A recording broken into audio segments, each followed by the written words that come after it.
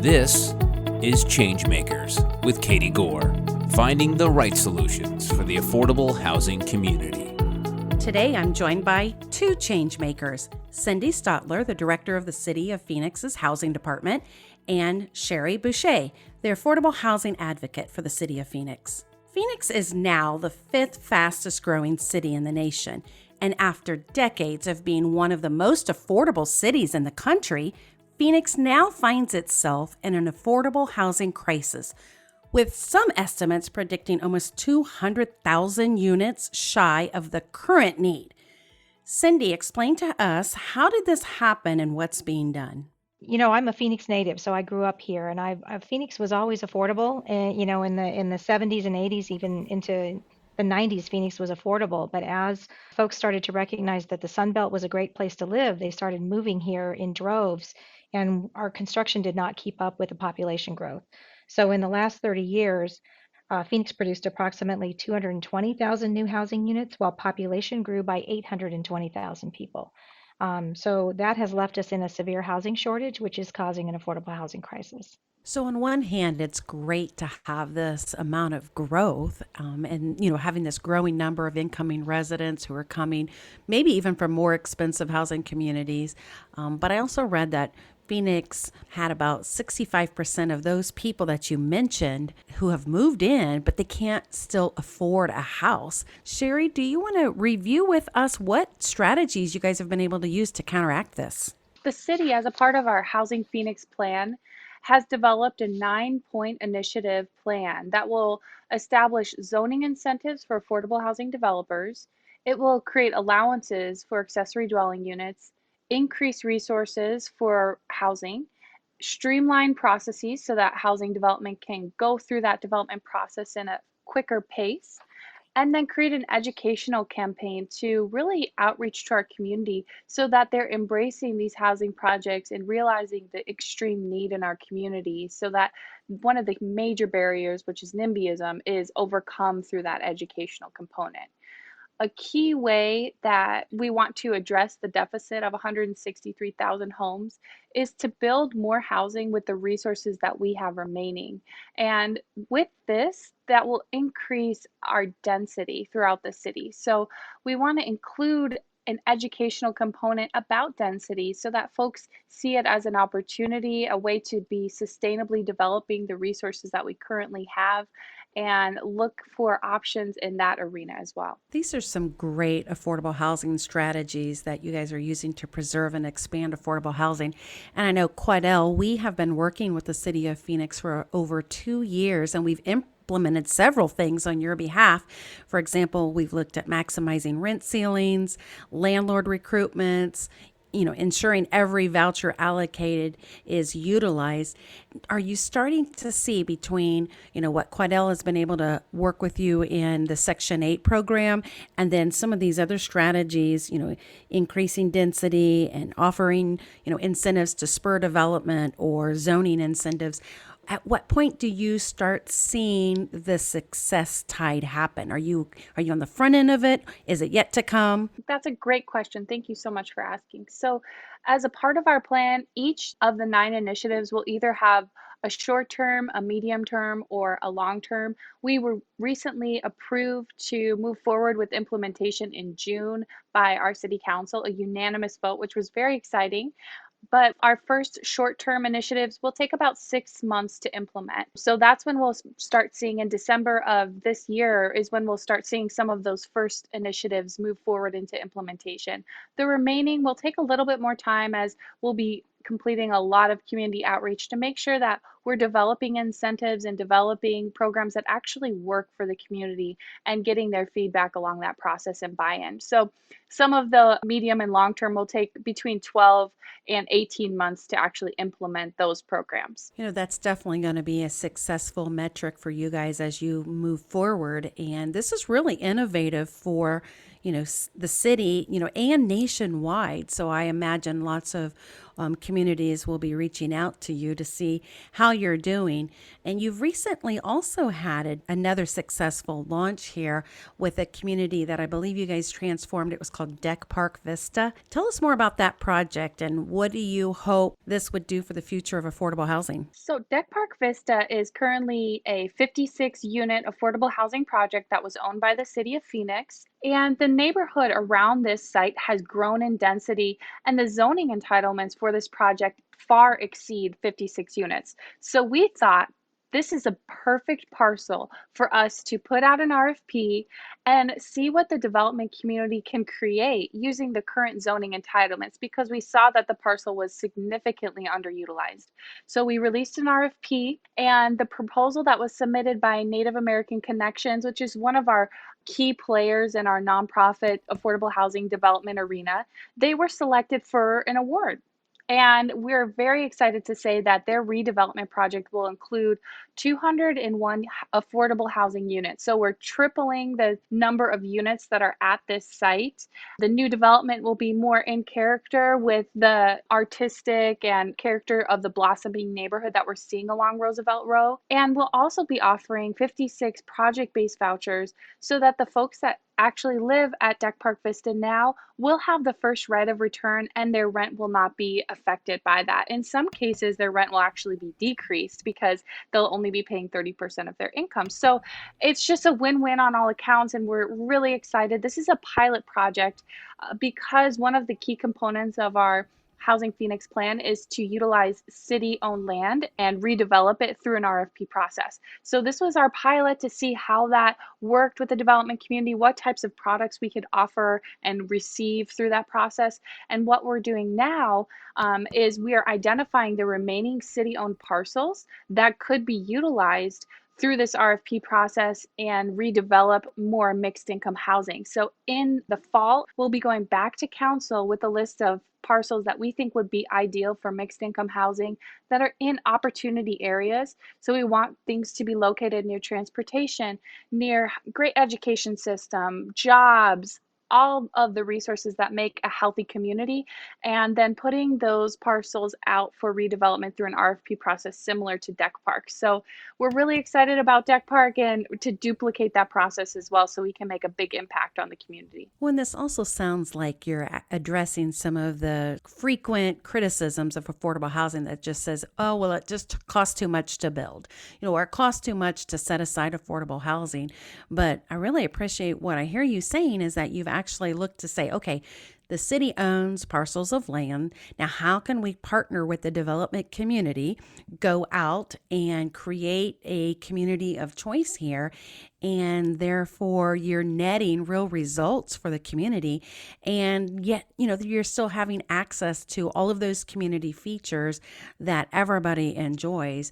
How did the brainstorming within the community work? How did you launch that? Well, it started out as an affordable housing initiative, and we knew that it would not be successful if we did not involve our community and hear what our community needs were.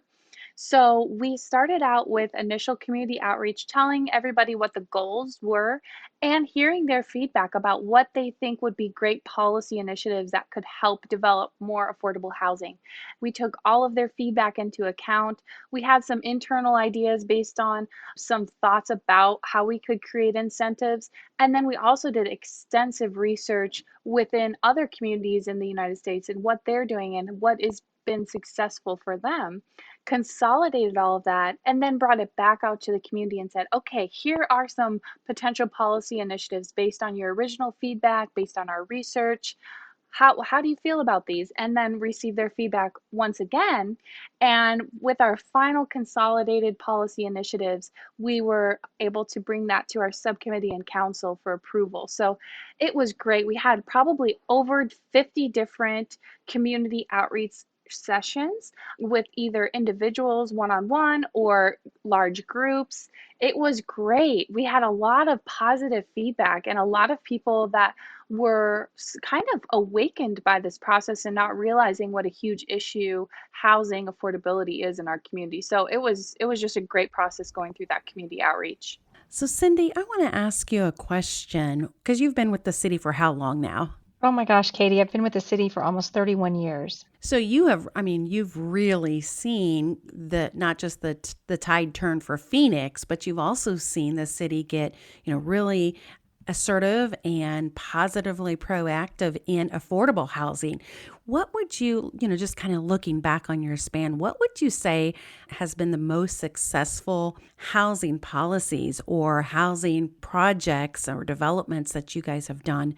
For the housing department, I think, some of the changes actually at the federal level, the HUD new programs like rental assistance demonstration and choice neighborhoods, which were specifically designed for the redevelopment of public housing and what they're calling the repositioning of public housing, has helped us enormously. And it's going to create thousands of mixed income units. The city of Phoenix, starting in 2015, we started taking advantage of these programs and started identifying all of our existing public housing properties for redevelopment or significant rehabilitation. The biggest change that we're having right now is in the Edison Eastlake community, which is just 1 mile east of downtown Phoenix. And it had 577 units of obsolete public housing. It was the largest concentration of public housing in the state. We won a Choice Neighborhoods grant of $30 million. With that grant application, we had $196 million of match or leverage because the community was so excited. We had so many partners excited about revitalizing this really low income neighborhood right next to downtown.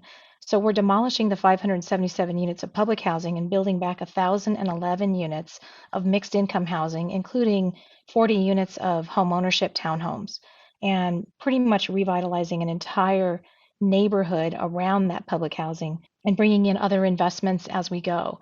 I think that HUD has helped us change our mind about how we're utilizing our public housing properties and given us a lot of tools to go forward and create more mixed income housing on those properties that we already own. Because as you said, taking advantage of land that we own is how we're able to build more affordable housing. And those are fantastic metrics right there. Think about almost 600 units that were obsolescent. They probably weren't contributing to the area or the community, or they weren't spurring revitalization. And then you're putting in over 200 million in redevelopment, partnering dollars, in-kind services, renovations, and you're getting double the units and home ownership. I mean, this is a fantastic turn, I'm sure, for that area. What has the community response been like as you've worked through that project? So, Katie, the community's response has been overwhelming. Before we received the implementation grant of $30 million, we had a $2 million planning and action grant, which meant that we spent 2 years with HUD-funded planning efforts. So we had over 75 community meetings over those 2 years, and they helped design the new neighborhood or the transformation plan to create this new neighborhood. So the community was involved from the very beginning. They've lived there. Many people have lived there their entire lives. And we didn't just talk to the public housing residents, we also talked to the surrounding residents in single family homes and other multifamily properties in that community. And so everyone in the community got to meet and talk about what was important to them, what they wanted to preserve in the history of the community, and what kind of new construction they wanted to see and what kind of home they wanted to live in when we redeveloped. So I think the community is super excited about this and can't wait to move into the new housing as we're developing. So phase one, 177 units called Soluna, is currently under construction and should be done in about 18 months. And everyone is watching that and just with their breath, holding their breath, and can't wait to move into that. Well, this is encouraging that, you've got a good cooperation with the community, the funders, HUDs at the table, proactive repositioning, and you've got a city council and city manager who are all in that continuum of providing affordable housing. So and I read that Phoenix is also looking at how they handle, I think it's a state housing eviction fund, and that you've been making changes in that area as well. So it sounds like you're hitting the policy front. Talk to us about what changes are happening with that initiative. Katie, we did receive quite a bit of money from the CARES Act directly to the city of Phoenix as a local authority. And I think because we're the fifth largest city in the country, we received a significant amount of the CARES Act funding to assist our residents as needed. And the city put aside about 30 million of that CARES Act funding towards eviction prevention. And we're partnering with a local nonprofit Wildfire who does that already, and they've greatly expanded their services. And I think they're up and running either this week or next week to offer rent, mortgage, and utility assistance to Phoenix residents who have lost their jobs or seen a reduced income due to COVID. So we're trying to create a really expedited process to get that assistance out there and help them pay rent, and then also help the landlords get the rent and make their payments. As a landlord, I completely understand the difficulties when we have an eviction moratorium and folks stop paying rent. You still have a mortgage to pay, or a loan to pay off, and your payments don't go away. So we're trying to help everyone, the residents getting the assistance, and then also the landlords to keep them afloat and make sure we don't have a different kind of housing crisis after this is all over. And one of the things that's also benefiting residents is the change in the minimum wage. And apparently, Phoenix set some things in motion to change the wage. And tell us what specifically the intent is for the Phoenix economy, or to stabilize some of the wage dynamics there, or the labor dynamics. Yeah, so Phoenix has for a long time had a lot of low income jobs, a lot of service jobs, tourism jobs. And so we've been suffering with, low income jobs and a low minimum wage for many, many years. And I think, just recently the city council recognized that they need to do something, and they did increase the minimum wage in Phoenix, and actually increase the minimum wage first. They went first and increased the minimum wage for city employees to $15. So all of our temporary and contract employees and regular city employees are all making a minimum of $15 no matter what job they're in. So it's one of those things where we need to recognize, hey, we're the fifth largest city in the country. We need to bring in the higher paying jobs. We need to make sure that the people who are working here in Phoenix can afford a home, to pay their rent and to buy food and pay for car insurance and, other necessities. So it was a wake up call, I think, a few years ago when they realized what people were making and what they could not afford, in this whole housing shortage. It's all related. That has all led to, some of the homelessness that we have, the growing homeless problem that we have across the nation, but here in Phoenix too.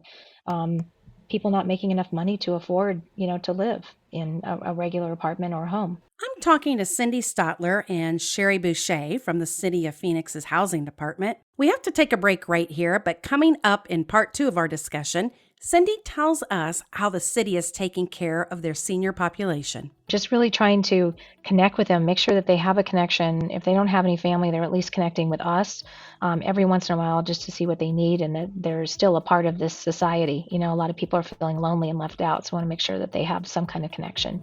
Thanks for listening to ChangeMakers with Katie Gore. To find out more about Katie, go to quadel.com. That's QUADEL.com. This has been a production of Forbes Books Radio.